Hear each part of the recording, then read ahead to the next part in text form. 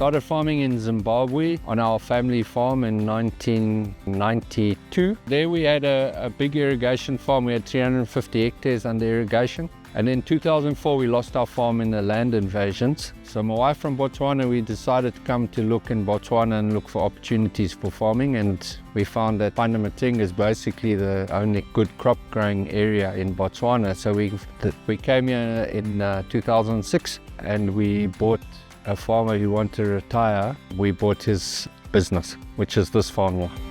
We farm mainly with dryland farming, so we're mainly growing maize, sunflowers and cowpeas in rotation, and a bit of lab I've brought in as a fodder crop.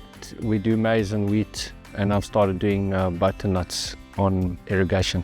The Botswana government's very supportive, and that was one of the reasons why we came here. And without the Botswana government's support, we wouldn't really be farming successfully here because of the environmental conditions. That's why we're diversifying into irrigation. We have to become more self-reliant, not reliant on the government. We started with our irrigation, our first pivot 5-6 years ago, and then we added a second pivot a couple of years later. I was one of the first guys starting to put irrigation, so we approached Agrico when we found water and wanted to put in irrigation. We looked to Agrico to do the job. The water requirement for wheat is very high. At the moment, you'll be putting about 30 mils a week.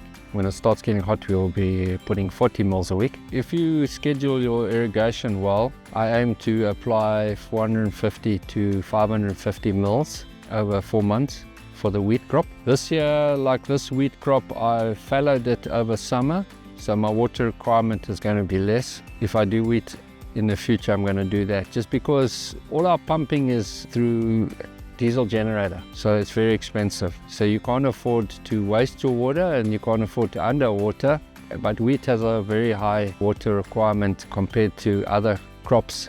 When it gets hot in Panda, it can get up to 35, 38 degrees in September. If you're still irrigating, you've got to be applying 40 mils in a week. Growing wheat after a fallow has reduced my water requirement a lot, because especially we had late rain, so the soil's already field capacity.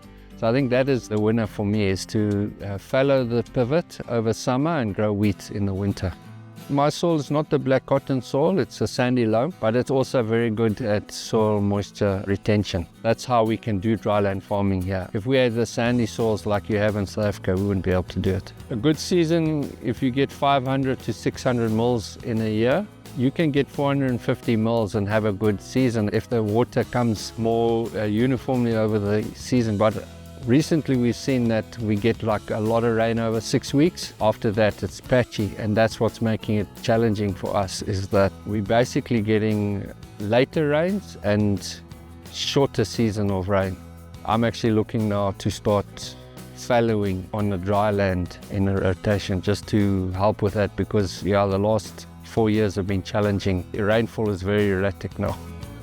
You know, farming here is a challenge for the simple reason a lot of the stuff we have to do ourselves, and it makes it very, very challenging because there's only so much that you can do. And so we do need people like Agrico, and the nice thing with Agrico is they make the effort to come out and do the work, erect the pivots and everything. We haven't really seen that support from the other pivot and irrigation suppliers. I think maybe they just don't think there's enough business. But with Agrico, they've always been supportive and willing to come out and assist. And even, you know, with spares and that, they get it up to us to help us, so it's been really good.